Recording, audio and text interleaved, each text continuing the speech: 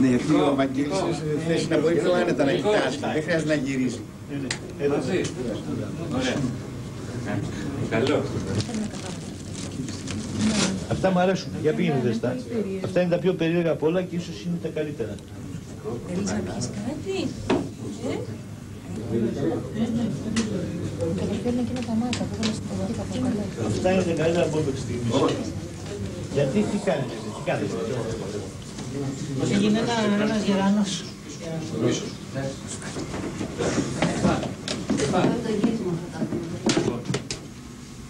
Εγώ σε περιμένω. Μ' αρέσουν αυτοί. Θα αρχίσεις τη σκέψη αφού κάνεις 1-2. Λοιπόν, πάμε στάτο.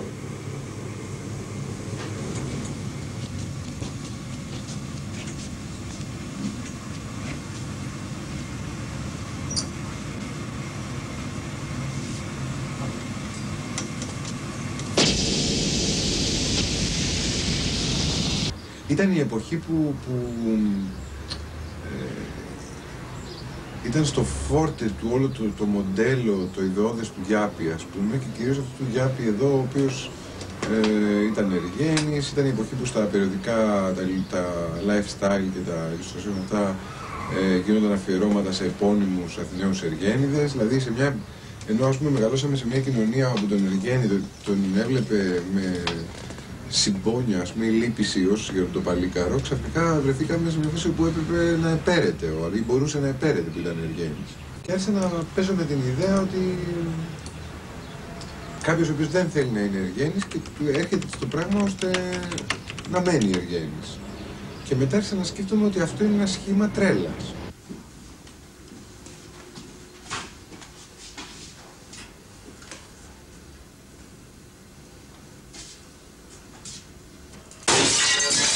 Τώρα θα δεις. Ο Χουάν μου λέει, ξέρω εγώ ότι είναι η μοίρα μου αυτή. Η μοίρα μου να... εγώ πάντα να βρίσκω γυναίκες, τις οποίες θα τις δίνω με ολόψυχα, δεν θα μπορώ ποτέ να είμαι εργένης και θα του προμηθεύω το καλύτερο υλικό. Είσαι πηγή για μένα, Κάρλο, μου λέει. Όσο ζεις, όσο υπάρχεις, θα δουλεύεις για λογαριασμό μου, άθελά σου, ακόμα και ενάντια στη θέλησή σου. Και αυτό με ιντριγκάρει. Αρχίζει και με τρελαίνει. Δεν μπορεί να υπάρχει μοίρα. Ξέρω ότι τη ζωή μας μόνοι μας τη φτιάχνουμε με τα χέρια μας. Ναι, οι γυναίκες του χάνονται επειδή κάποιος τις παίρνει. Και αυτός ο κάποιος είναι και αυτός ένα αλληγορικό σαφώς πρόσωπο. Είναι ένας προαγωγός, τον οποίο τον παίζω εγώ.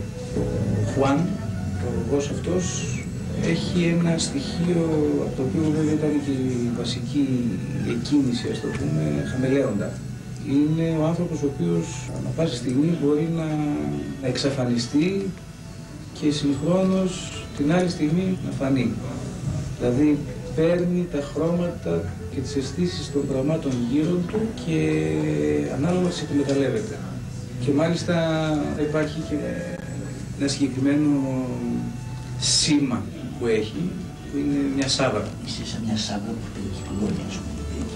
Έχει έρθει η ώρα, πάτη, όλοι μαζί. Αυτό που μου αρέσει στην ηρωίδα αυτή είναι ότι έχει όνειρα. Γιατί με μουσική.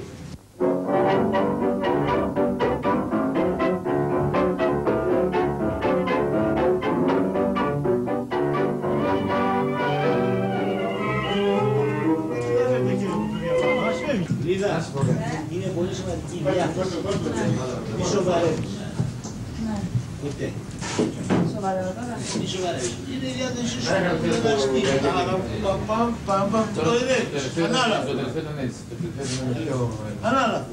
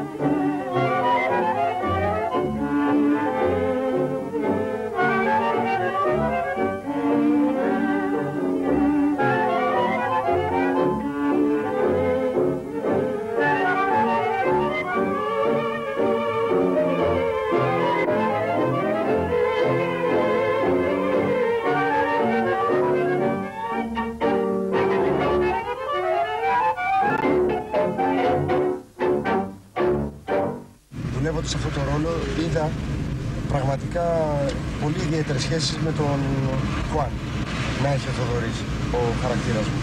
Όπως μας έλεγε και ο Νίκος, ο Παναγιωτόπουλος, είναι όπως ένα μυθιστόρημα του Ντοστογεύσκη, που δεν το διάβασα, ο αιώνιος σύζυγος, που έχουν